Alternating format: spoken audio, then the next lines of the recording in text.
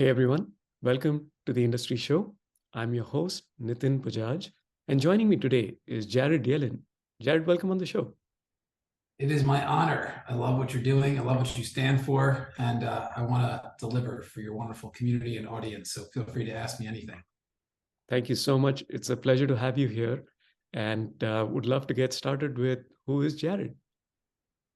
I'm a father to three beautiful children, Taylor, Riker, and Caden. Taylor is 6, Riker is 4, and Caden just turned 7 months. I'm a husband to a beautiful wife, Lindsay, and I'm a parallel entrepreneur. And I've learned that over time that I'm better when I'm doing more than one thing at one time because I find ways to vertically integrate those things. And part of what I'm committed to outside of ensuring that you can have it all as an entrepreneur is to build, scale, and exit 10,000 tech companies, which I'll speak into more in a bit. So amazing. And I cannot think of a better person to do this at that scale. So kudos to you on the journey so far, and looking forward to hearing more.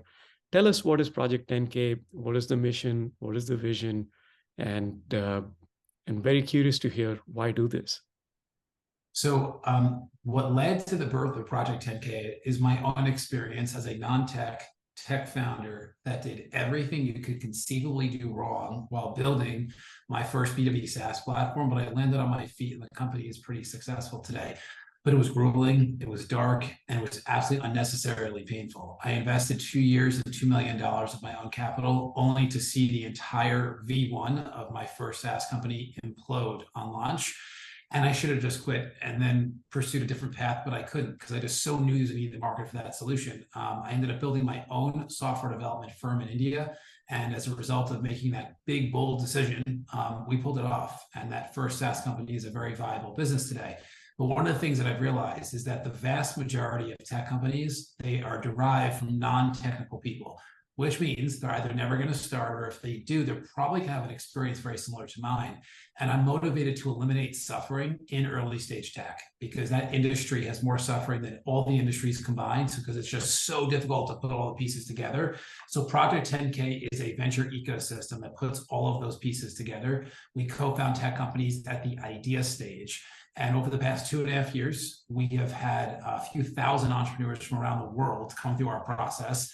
It's a very extensive process, but there are 4 key things that we're looking for: the right person with the right idea in the right market and the right business model. And when those things are present, there's a lot of nuance to it, but when they are present, we will co-found a company with the entrepreneur, we'll take equity in the company, and then we build the entire company. Everything from product and engineering to branding and press, strategy and business development, and then all the back office, accounting, bookkeeping, legal, and investor relations. We are the ultimate co-founder for the idea stage entrepreneur.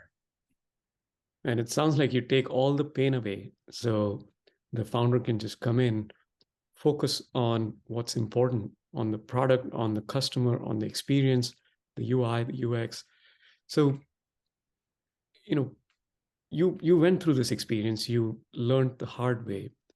And now, having put all of this together with the goal of the 10,000 companies and helping those 10,000 founders, give us a sense of the size and scale of the operations today and what you see happening maybe in the next 6 to 12 months.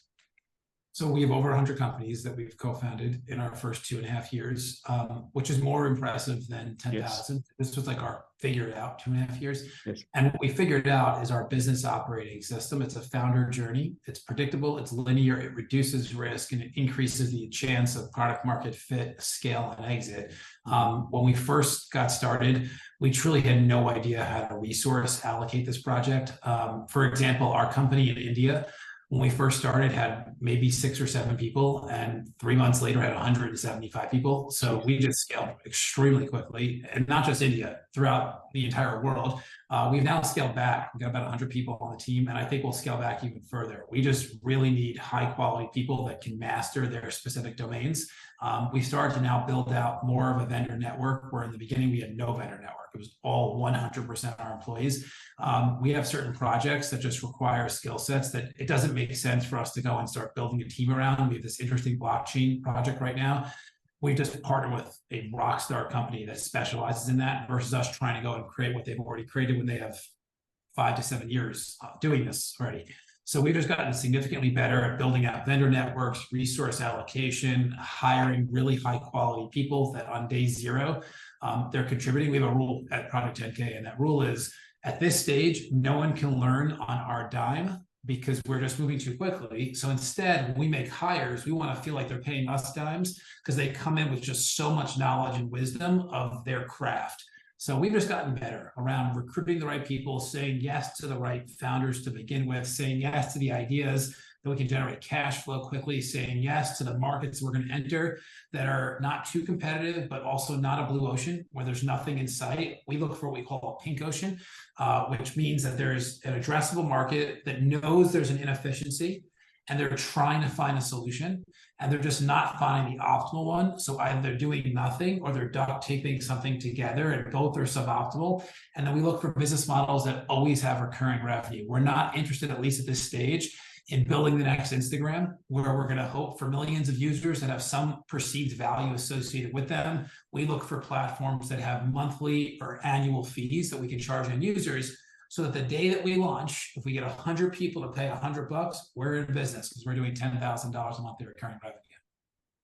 I love the efficiency. I love the focus. I love the value this brings to founders. And that's why they're coming to you. They're willing to give up the equity because they know this is going to get into motion. The rubber meets the road, and you hit traction. So I love that. Now, there's obviously a lot of challenges as you continue to figure out what's the right cadence, the right fit, vendors, partners, what have you. I'm curious to hear what's that one big challenge you have?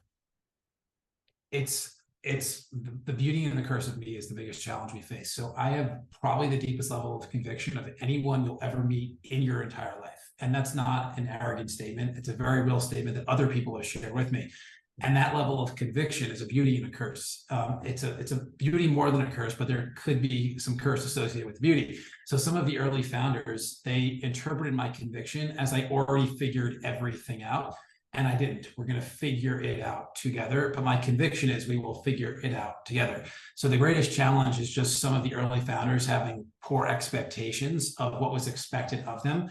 Because just because we said yes doesn't really mean anything. Like, it's going to be easier, but not easy. And we're still looking to prove that the impossible is probable. Because right now, less than 0.1% of SaaS companies become viable. And I know the stats say 1 to 2%. That's just the ones that actually get it to the point where they have a fighting chance. Like, it's less than 0.1%. And we're committed to a 51% financial viability rate. So that's a Herculean feat, yes. Right? And in the beginning, we were a startup company launching startups. So if you're a startup and you have a less than 0.1% chance of making it, when you're a startup launching startups, you have a negative chance of making it. And we're here to tell the story. So the greatest challenge is just some of the early founders, helping them have better expectation management and realizing that my conviction isn't that it was figured out, but it's that we are going to figure it out together. Love the transparency. Love the whole notion of, yeah, let's figure it out together. We are a team. This is not me driving you. It's we collectively getting to that North Star. On the flip side of challenges come opportunities. And I want to know what's that one most exciting opportunity that you're targeting? So the thing with this project is it's so ambitious. It literally opens every door on planet Earth because it's just so ambitious. And we're not just talking about it, we're executing on it. But there's a number of things. But I would say the thing that excites me the most about this project and the impact that it already has had and will continue to have in the world is, as much as we care about building, scaling, and exiting each business, which we do, what we care significantly more about is who each person becomes in the process. Because at the exit, if their spouse hates them, their kids don't know them, and they have an autoimmune disease because they've just been grinding too hard, which all three of those things are kind of standard in entrepreneurship. But if that happens within our project, we completely fail them. So as much as we talk business, we talk life. And we hold people accountable to life. Date nights weekly, put your phone down at 5 o'clock, be with your kids. I promise you the world's not going to end when the phone is down. Get to the gym every day, eat good food, meditate. And we hold people accountable to this, because without that foundation, none of this is worth it. And the reason that personally excites me, because at 10,000 companies, we could actually influence entrepreneurship, where now there's a new standard. And that standard is what we call have it all. because unfortunately, most of the entrepreneurial thought leaders are pitching the exact opposite. And I stand against it because I know for me, I have it all. At 5 o'clock with my kids every day, my phone is down, the world never ends.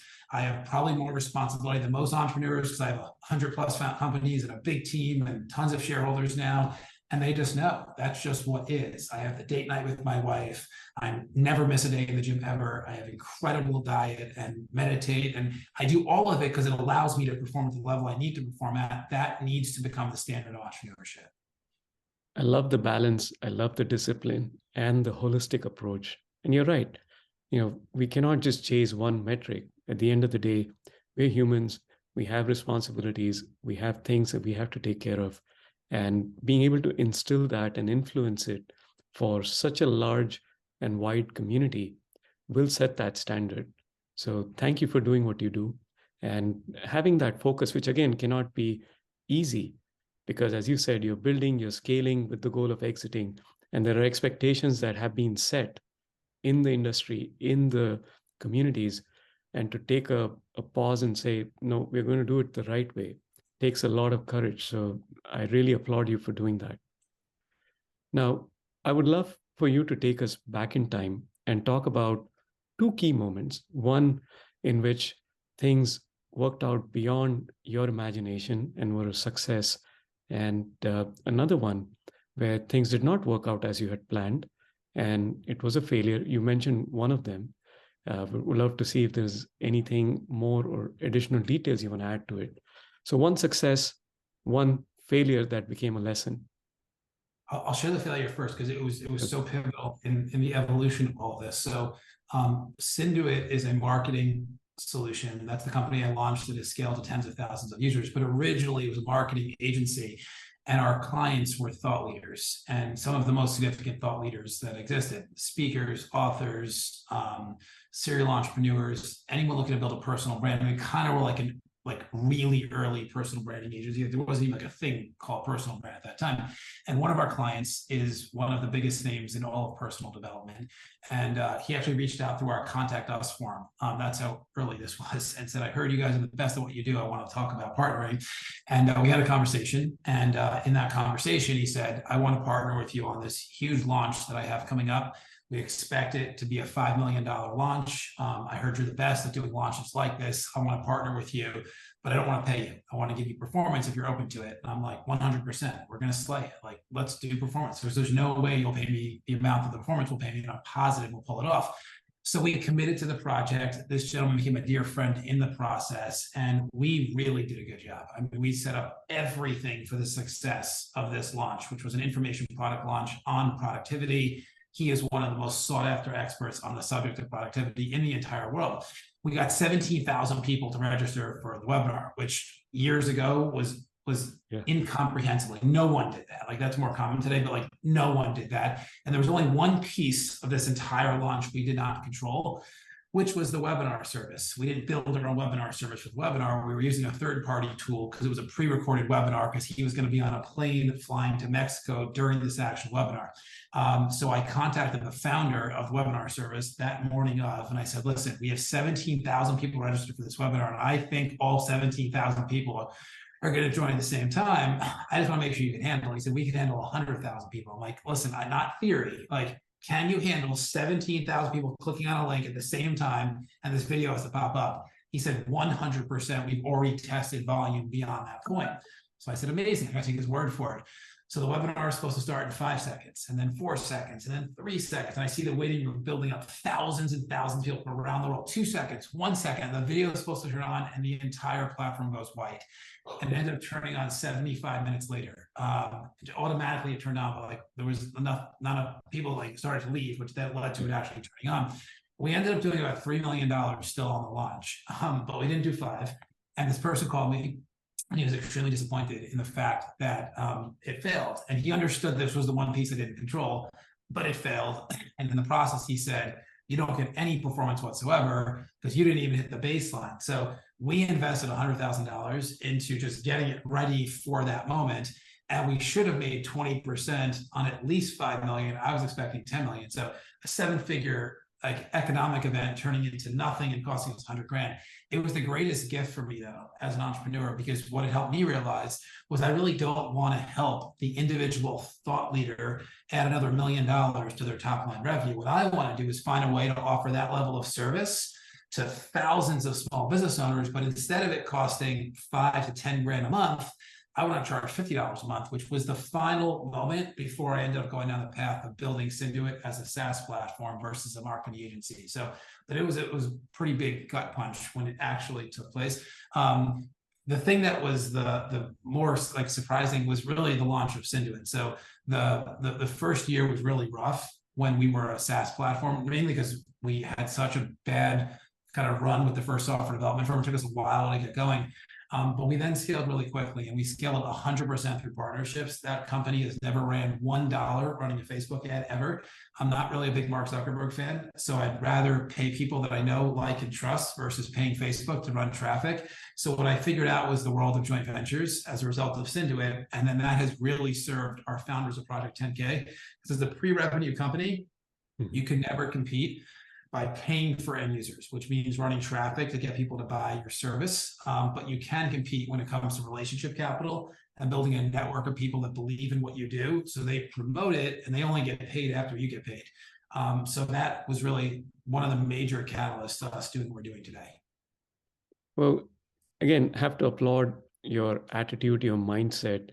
That kind of failure would have shut people down, would have set them back, would have said, this is not for me. But you took that head on and capitalized on that. And that set the course for you. And you seem to have done it again and again, over and over, right? So let me tell you why. There's a really important lesson in this for everybody. So I believe that most people, we'll just call it entrepreneurs, when they experience adversity, they think it's the last chapter of their story. That's what they think. In the moment of adversity, like, oh, the story is done. What I do is I actually realize that when I look back on the story, at most it's a sentence and it's probably a comma, but we think it's the last chapter. So we have to stop defining anything as the last chapter, because the book is not done until you stop writing the book. So that's why, to me, I'm like, oh yeah, that moment was $100,000 comma that's going to end up producing billions of dollars for me over the course of time, because there's so much that I learned in that experience. So just stop thinking everything is the end of the book, when it's maybe a sentence when you write your story, and it's probably a comma. That's how insignificant it is, although in the moment it feels pretty darn significant. Love that perspective. Love that pause and reflection that you provided, because you're right. A lot of entrepreneurs, myself included, think, hey, am I going in the right direction? Should I be doing something different? Should I go back and maybe have a 9-to-5 career? So having that perspective is extremely important. Thanks for sharing that. And actually, I want to take that moment and take us into my favorite part of the show, which we call the one-line life lessons. And I would love for you to share a few of your life lessons with us. So one of the things that I've been talking about recently a ton is never let anyone other than you execute on your dream. And what led to this is I have so many friends, I'm sure you do as well, that are like, oh, I had the idea for Airbnb before Airbnb, or I had the idea for Uber. But the difference was somebody other than you executed on your dream. It's just so critical that when you have those moments, like things show up, like that big, bold, ambitious idea, find some path to execute on it. Because the last thing you want to do is start talking about someone other than you that launched your thing. You need to be the one to start launching your thing. Love that. If you have any more nuggets, would love to. So keep them going. Yeah. So the other thing too, like you talked about, like entrepreneurs that get to that point where they start questioning, is it easier to have a 9-to-5 job or remain in entrepreneurship? The key with entrepreneurship is getting to the point where the pain of quitting is more significant than the pain of continuing. And there is a point of no return. And I remember for me when it happened, I'm like, I actually can't go back now. So I don't care what I have to go through, but I got to go forward, because there's no way I can go backward. So for anyone that's just getting into entrepreneurship, and that's really your goal, is that's where you want to spend your time and energy, You just got to immerse yourself so deep in it that the pain of quitting is exponentially more painful than the pain of continuing. The other thing too, and I share this a lot with young entrepreneurs, is that, and this has nothing to do with age, it has to do more with your experience as an entrepreneur, is the key to your success in entrepreneurship is your ability to endure pain and to also be naive. Both of those things are critical because there's elements of pain in this. There's unknown, there's uncertainty, there's challenge, there could be litigation. Like there's things that are just like painful that you have to just like work your way through because you want it badly enough. But at the same time, you want to be naive to possibility, which means that everything is possible. Have no boundaries around possibility because this is a game. Like that's what this is. Entrepreneurship is purely a game. And in most games, there's a winner and there's a loser. The difference in entrepreneurship, we talk about this with our founders all the time, is that when we win, everybody wins. But if we lose, everybody loses because we only produce win-win outcomes. So just commit to winning because whenever you win, you're going to ensure other people win as a result.